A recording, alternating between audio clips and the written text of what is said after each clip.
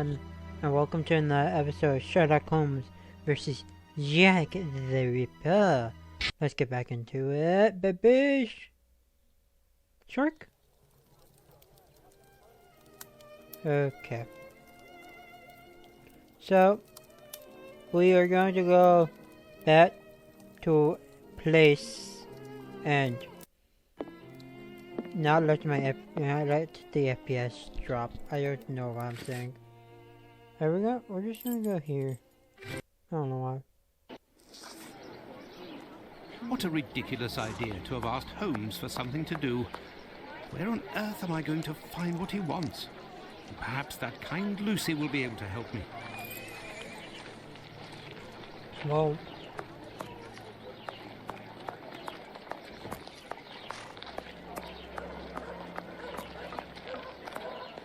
hello, bro.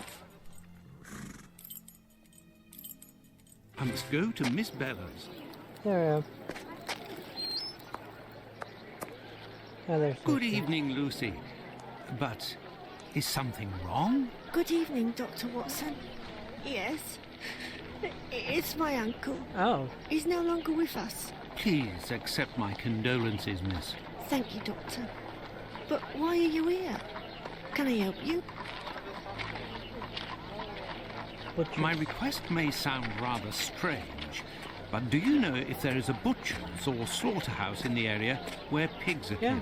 killed? Yes, Fletcher's the man. He was a regular client, owner of a little butcher's shop not far. But Miss Bella didn't want him to Makes come. sense. You don't want to he affect didn't the treat his ladies awful who are sickness. Can you giving point to money. his shop on my map? Certainly. Okay, murderers. Do you know anything about the two latest murders? Oh, goodness me, no. All the girls in the neighbourhood are terrified. Who will be next? That's what everyone is asking. Makes sense. Because you don't want to be the one who's going to be murdered. Two people got murdered. You could be always next. Goodbye. There could be Lucy. 5 more Until murders. next Who time, knows? perhaps, Doctor. But if I'm thinking about in real life, Jack the Ripper only got caught by using Ah, there's Fletcher's butcher shop. like killing 5 people, but there could have been way more. It's only stayed to be 5 though. Holmes due to illness. If the proprietor is ill, the butcher's block is probably not being used. Perhaps I can use it. Now, where could a sick butcher have got to? I know where a sick butcher could be gone. He could go Yes, to if the Fletcher is ill, he should be doctor's here. clinic. The doctor's clinic? The doctor clinic. The doctor's clinic. Aha. Good evening, Dr. Watson. Good evening, Dr. Gibbons. I have come to see you because I was wondering if, by any chance, you happen to have a patient by the name of Makes Fletcher, sense. a butcher who would have relinquished his shop due to illness. An illness caught during nocturnal encounters, Would make if sense. you catch That my makes drift. very much Fletcher sense. is one of the regulars at the clinic. Mercury treatment against syphilis. A night with Venus, a lifetime with Mercury. He left London a fortnight ago for the fresh country air. Why is he of interest to you? Oh, no reason. I'm more interested in using his shop, only for an hour or so. Would he have left his keys with family in the area? He has none left, but he must have left Hardiman, the cat's meat seller, to oversee his shop. They're in business. They're good friends. That would Do you make know sense. where he can be found? No, but wander around the neighbourhood and listen for his beep beeps. He often passes in front of the clinic.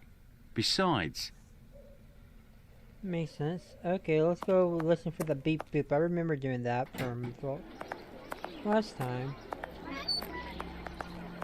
Beep. Beep beep. It's me that you're looking for, sweetheart. Hardyman. Actually, no. I am looking for the cat food seller, Hardiman. Hardiman? Poor Hardiman. It isn't quitting time for him yet. That gives me some time to wander the streets before he shows up, and with him all the cats hereabouts. What is Hardyman? What? Do you know where he lives? Sure, and for a copper I might even tell you. Here are a few coins. You're too kind, Governor. Governor. Well, these days I knows that he lives with his mammy on Hanbury Street, in the same place where Dark Annie bled to death. One of the previous murders? Oh yeah, one of Why yeah. did you call him poor Hardiman? Bah, he's in grieving, of course. Just a few weeks ago, he lost his wife. And 3 months before that, his girl, poor fella. He was in tatters. Even came to cry on my shoulder, believe it or not. Okay, goodbye. I forget your name, Well, but... I must leave you. I must go to Hanbury Street. Hanbury Street. Where is Hanbury Street?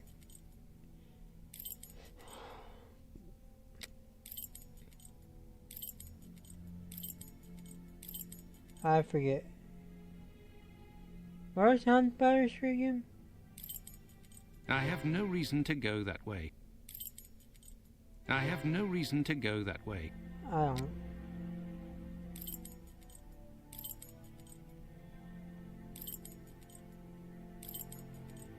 Where is it? Hanbury Street. Hanbury Street. Hanbury Street.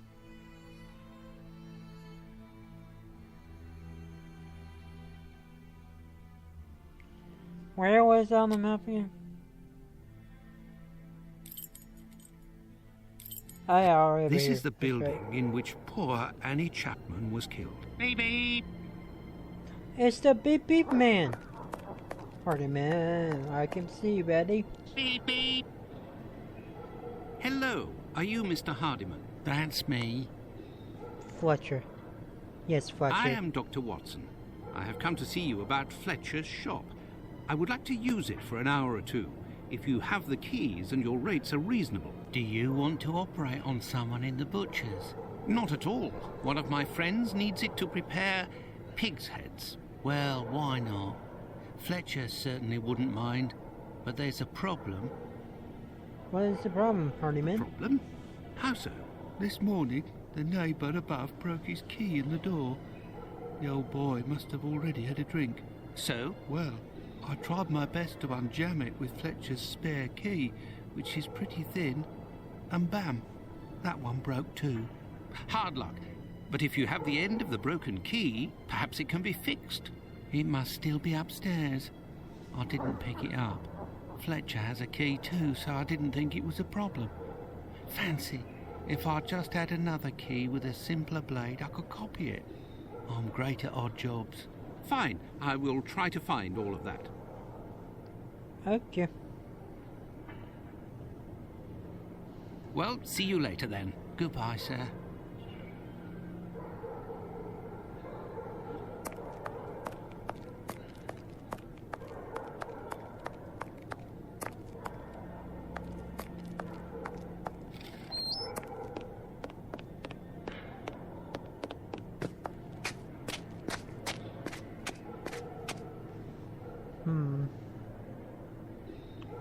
Oh. Oh, this he. There we go. Oh, no. But what a... Oh, how dreadful. Where can I find a key with a simpler blade? On a worthless door, perhaps.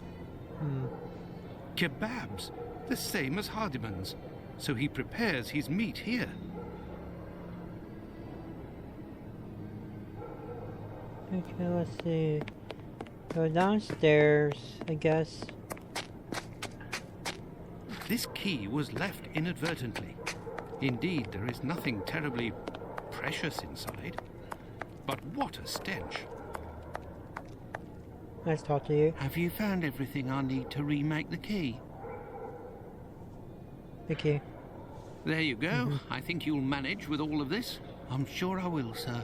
It won't take me long. The butcher's upstairs. Say, I think there's some of your business upstairs. Oh, you're right. I ain't had the time to sort it out. Sometimes I'm in such a hurry to prepare my meat that I forget to clean up. But why do it in the stairwell? Offal bleeds bucket loads, they do, as you've seen. Now, why would I do that in my own lodgings? Ah, of course.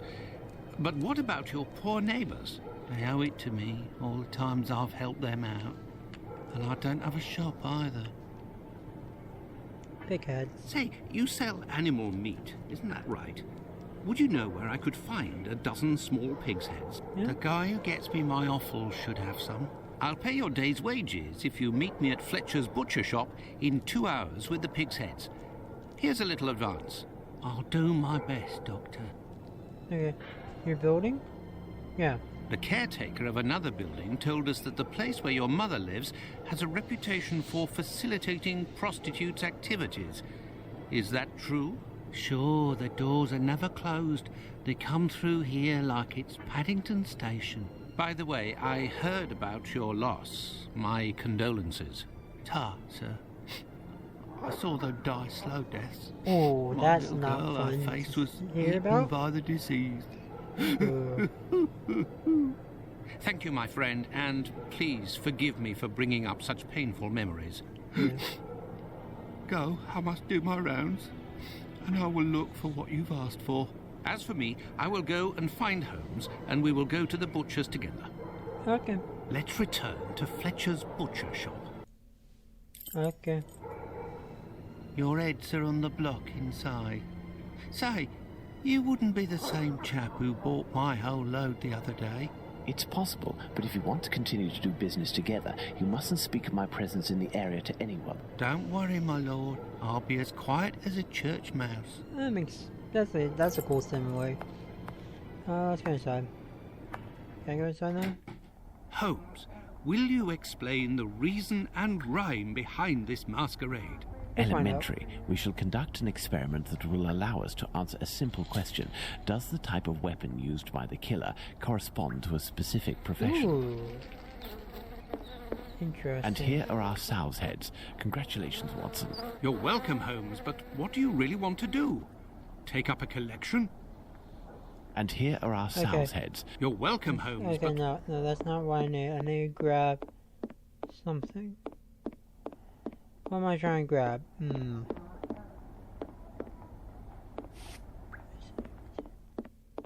Okay. I need something. What? There must be a crank wheel somewhere that I need for this. Do I have any items? No, nothing but a pocket knife. There is nothing further to find in this room, Watson. However, I need some knives. Our only hope is behind this door. I need something.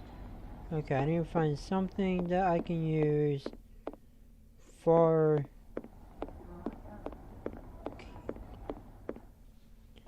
What do I need to grab? That is the question. Is it like a crank or something?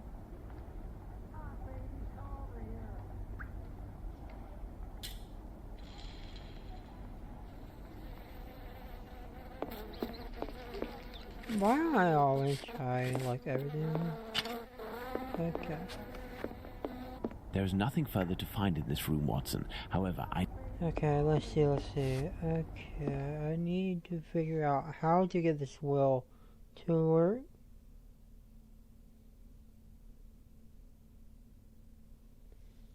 Okay, let's try this now. There, this door is slightly raised. There is nothing further to find in this...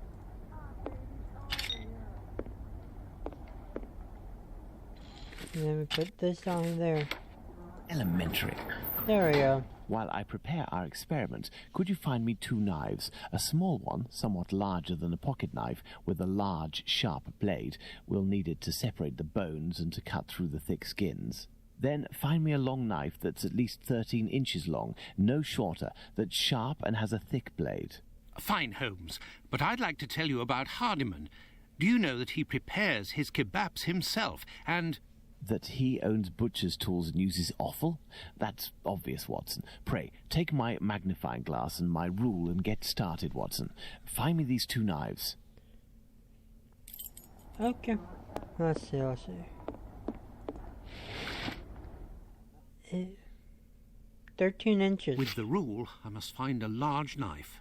Is that 13 inches?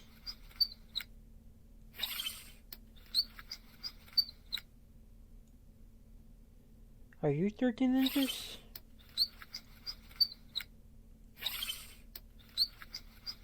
Size, 13 inches. Thanks to the magnifying glass, I can find a small... Fragments of cartilage.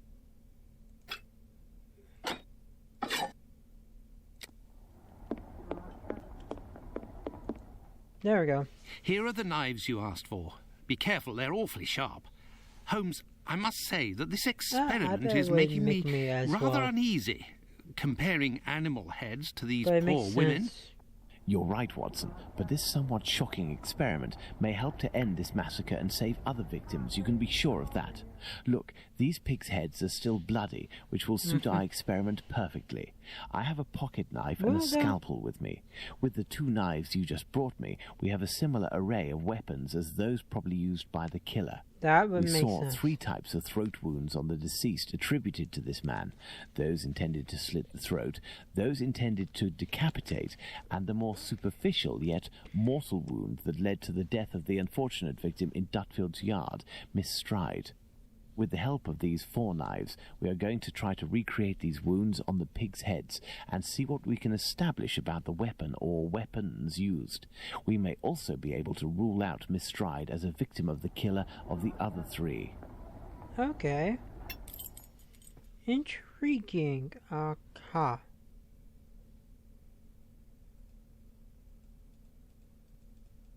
Let's try to use these weapons on this head to obtain a large deep wound to the throat, like those that were noted on 3 of the 4 Okay, victims. let's see.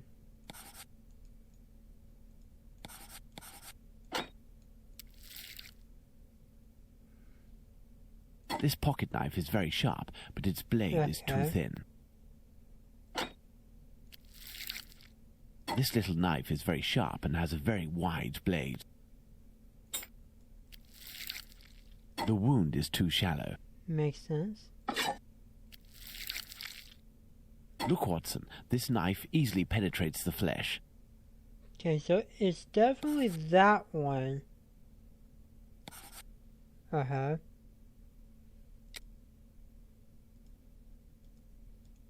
Let's try to decapitate our victim with these tools, knowing that the Charming. Okay. this knife with a long blade easily slices the flesh.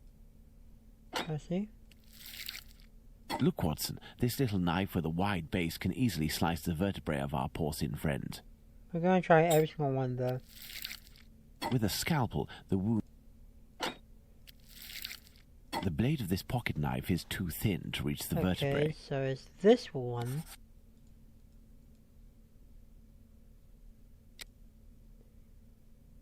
And then experiment. Let's see if these knives can inflict a mortal wound in a...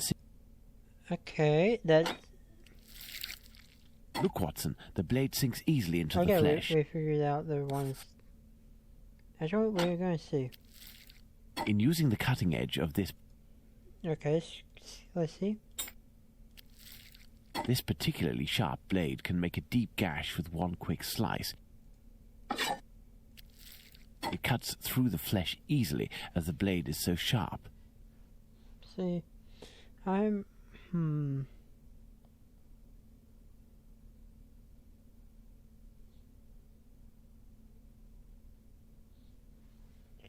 Okay, we gotta figure out... Let's try to use these weapons. Elementary. Okay, those knives. Let's try to decapitate our... Charming.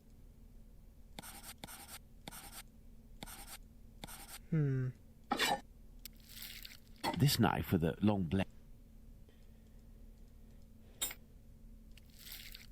With a scalpel, Okay, let me see. the blade of this pocket knife is...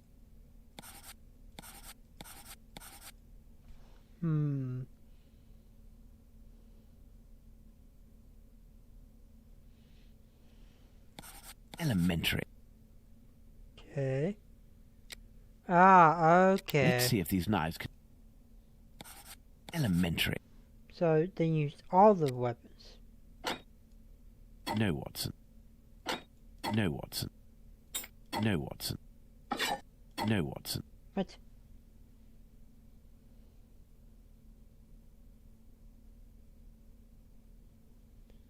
Okay.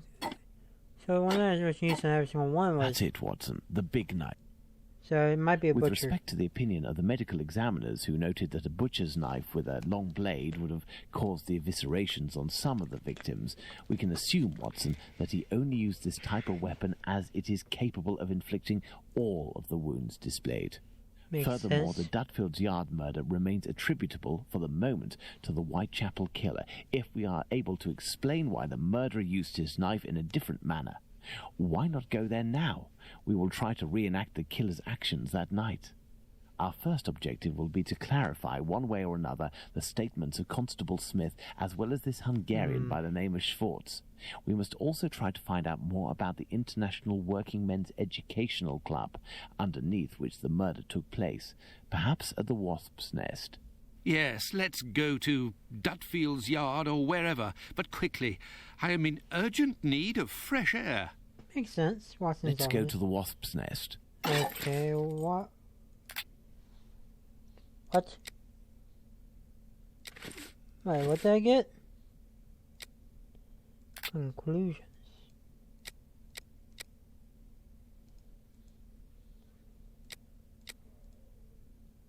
Is that where that goes? Oh, okay, cool. Wasp's Nest, here I come, baby. Wasp's Nest. Wasp's Nest. Now let's go inside. Don't forget that Bluto may still be hiding here. I will try to find out more inside. You, Watson, must intercept the policeman on his rounds. Given the hour and a bit of luck, it will be Smith. Try to get some information from him. Okay. Understood, Holmes. So we're going to be playing both characters, I'm pretty sure. A draft, my good man.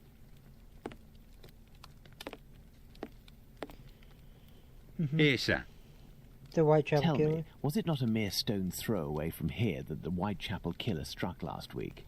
That'd be Jack the Ripper, that's his name. Slit the throat of a working girl in a small courtyard over there behind them big wooden doors. Below the Workers' Club? The very spot, below Lipsky and Co. I wouldn't be surprised if Jack was one of them, if you catch my drift. The Lipsky. Lipsky and Company. Do you mean to say that someone called Lipsky runs this club? Nah, it's just that it's full of Jews. In Whitechapel, we call them all Lipskys, like that Lipsky who killed that girl in Batty Street last year. Oh, really? Last year, a Jew named Israel Lipsky killed a lass who was 6 months pregnant by making her drink acid. One trial and one protest by rabbis later, and he was hanging. By those who don't much like him, the Jews are called Lipskys. Is the term Lipskys used to refer to the Jews in the area, and is this club frequented by Jews? You got it. Socialist Jews, even. They spend their evenings hollering, singing, Okay, that I've seen them makes sense. spitting on the bosses. Makes sense. Victim. And you know the victim? No more her than any other. The working girls don't drum up business too much in this street. They need a reason to end up here. Okay, goodbye, good sir. Very well. Goodbye. Cheers. Okay, let's go talk to Bones, I guess, because it makes sense. Hello. I know you. You're Squibby's guardian angel. You weren't dressed the same last time, but I don't forget a face. No hard feelings, huh? Join me in a glass? Jack the Ripper. Your Jack the Ripper is on everyone's lips and written in all of the papers. You must be awfully proud of yourself. You have skill, that's for certain. It's a shame you use it to mask rather than discover the truth. You better believe that I'm going to find out who it is. I got a hold of old Schwartz's interpreter. You know, the Hungarian who saw Liz Stride get it. Doesn't speak a word of English. And when he went round to the station, another Jew went along to interpret. I found that bloke, and he repeated everything that had been said at the station.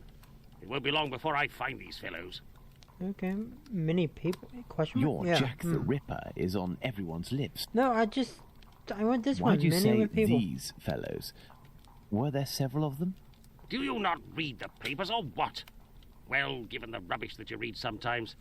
Let me explain.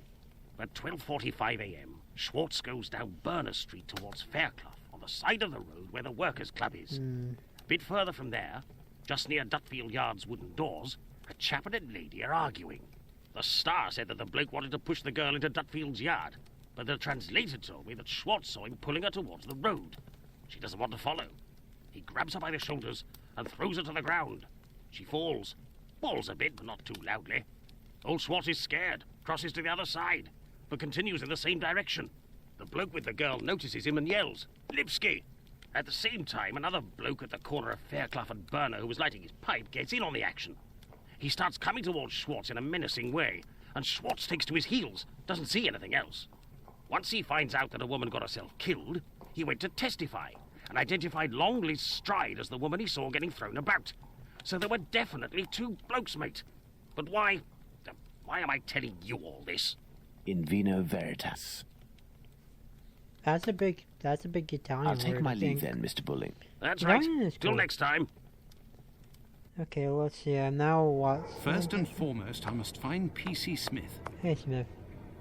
Good evening, Constable. Good evening, sir. I am Dr. Watson. Would you happen to be P.C. Smith, the man who patrols this beat? That's me. And you work with the famous Sherlock Holmes, don't you? What can I do for you? Time of death, I guess. I believe you were on duty the night when the murder took place here. You would certainly be able to confirm a few details, such as the time of death that the medical examiner gave. It's just that I wasn't there when the body was discovered. I don't think I can help you. The victim. But I was told that you had seen the victim that very night. Indeed. But it was before the murder. I saw her, not far from here. Okay. She was talking to a man. It was around 12:30 or 12:35 a.m. A man, question mark? Yeah. It's suspicious that she was on a man, but if it was about 12:45 when she got murdered, then the man could be Jack the Ripper, or it could be someone else entirely. What did this man look like? I only saw him from behind, really. He was wearing a short black outfit, a small felt hat like a cap in a dark colour, and a white Oh, that's collar. Bowling's. That sounds like He seemed Bowling's to be a respectable type. He was carrying a packet in his hand, wrapped in newspaper, about 18 inches long and about 6 inches wide. His outfit reminds me of someone that I know. Was he a large man, on the older side? I don't think so, no. Even though I only saw him from behind, I would say that he was barely 30 years old, or even less. Say 28, or even less. 26 years old, and 5 foot 8 inches tall at the very most. He had a small dark brown moustache and an olive complexion, I would say. But once again, I only caught a brief glimpse of his face in three-quarter profile. We all saw this man. Nobody else saw this man? I discussed this previously with Mr. Eagle, the president of the Workers' Club. That night he returned around 12:40 a.m. to the club. He used the passage through Dutfield's yard to get into the club Makes sense. because the main door was locked. He can attest that he didn't see anyone else in the passage at that time, but wasn't really paying attention to who else might have been in Burner Street itself. He was listening to the song coming from the club. In short, no one else saw him. Well, thank you for having satisfied my curiosity, my friend. A fine evening to you, Doctor. Okay. Interesting. Okay. I guess we try to figure out. Well, Watson, let's go to Dutfield's yard. Dutfield's yard? Isn't that one? Dutfield's yard. Okay, let's go here. Your There's the interrogation body. of P.C. Smith has proven to be very shrewd and of great interest. Thanks to the information I've managed to gather and that you were able to read in my notes in Baker Street, Watson, we can recreate what happened that fateful night at this location, Dutfield's Yards to be precise, the site of Liz Stride's murder. Okay.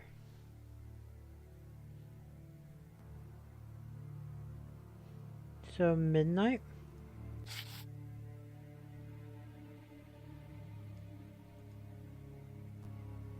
Midnight, the Socialist Club meeting ends. The members, mainly Jewish men, gradually begin to leave the club in little groups or alone. 12:20.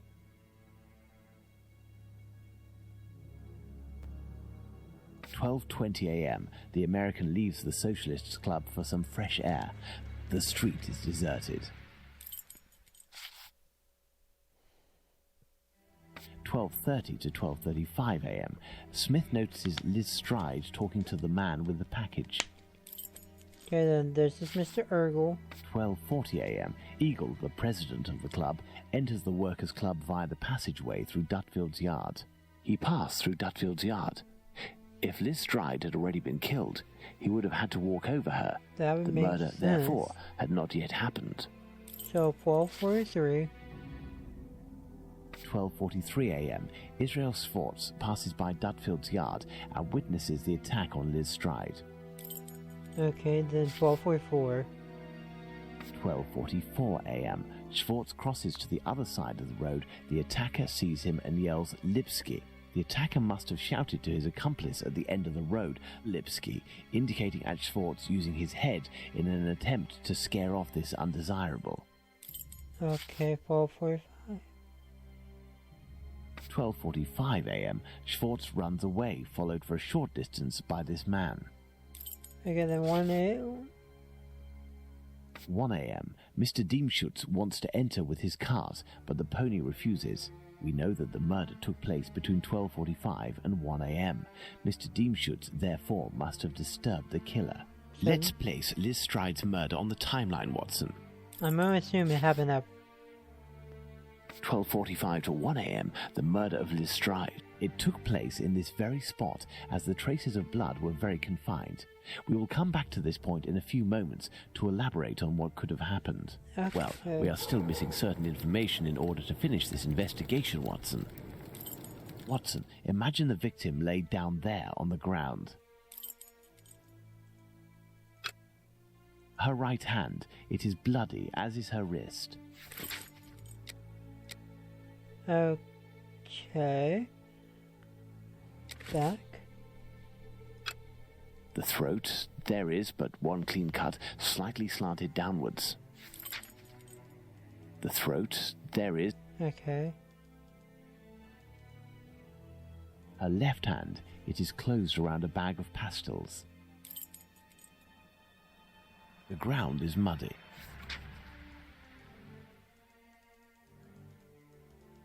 Okay, let's go see.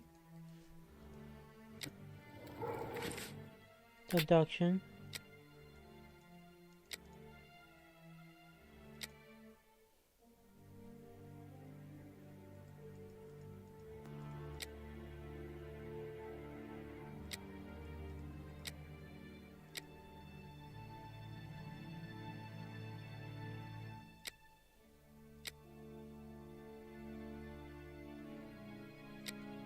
No, it's this one. Okay.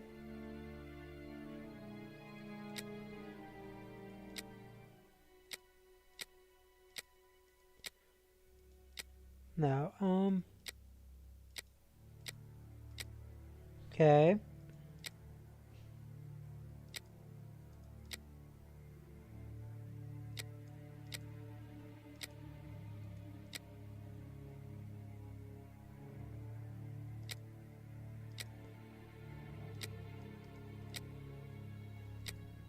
There must be something else I'm missing.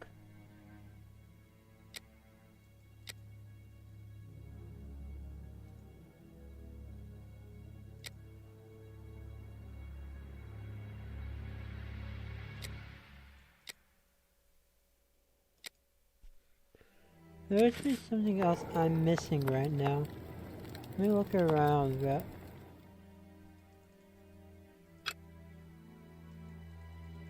The throat, there is. Her knees and dress, they are clean. okay. Deduction.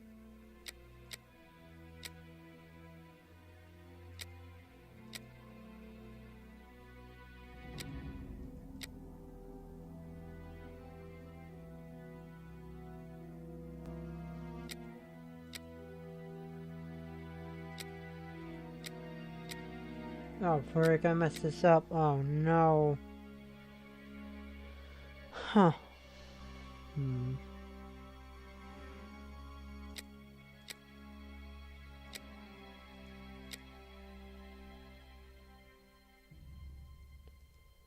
Okay.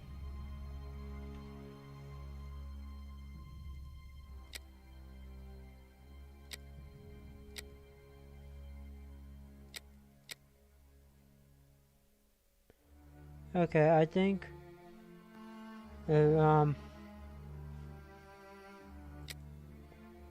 So it's the same height. There. We have two possibilities. The first is that Liz Stride's killer and the attacker, seen by Schwartz, were one and the same man. The second is that Liz Stride meets a client. After some discussion, they head towards Dutfield's yard to do their business. As soon as they arrive, the attacker appears while his accomplice keeps watch. Schwartz's arrival dissuades the two men from lingering. They leave the area and leave Liz Stride in a tense state, but glad to have kept her client. He will be her murderer. Makes sense. Both hypotheses are possible, but an incongruous detail will serve to corroborate one of them. An incongruous detail that we were able to establish regarding the Hanbury Street murder. Which one would that be, Watson? Look at the victim carefully, Watson, and tell me the link between the murder of Liz Stride and those of Nichols and Chapman. Okay.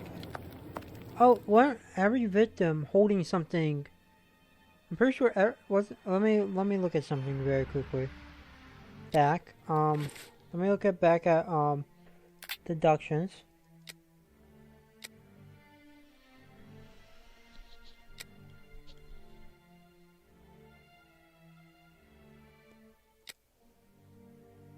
Bonnet. They were all holding something.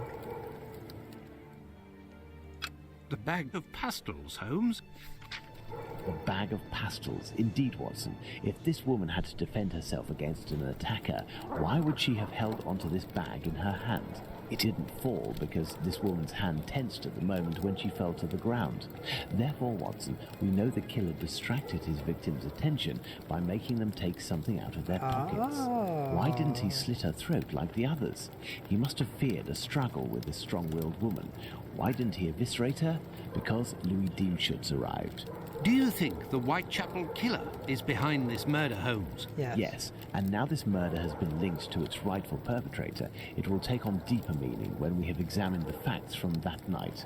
Let's go to Mitre Square, where Catherine Eddowes was killed. And make haste, Watson, as we have another murder to commit in 40 minutes. Here we are, Watson, Mitre Square. It took us a mere 20 minutes to get here. If the killer left Dutfield's yard around 1 o'clock, as we assume, he would have arrived here at around 1:20 a.m. We know that Catherine Eddowes' body was discovered at 1:44 a.m. Catherine was released from prison around 1 o'clock, but we have no information as to what she could have been doing until her death. This place has 3 possible ways out. Let's see where they lead. As a precaution, I brought an old map of the area with me. It will help us get our bearings. Let's hurry, Holmes. This neighborhood makes me ill at ease. Okay, guys. This is where I'm going to leave this episode off, as we have figured out a lot of information. And I'll see you next time, my ghost. Bye-bye.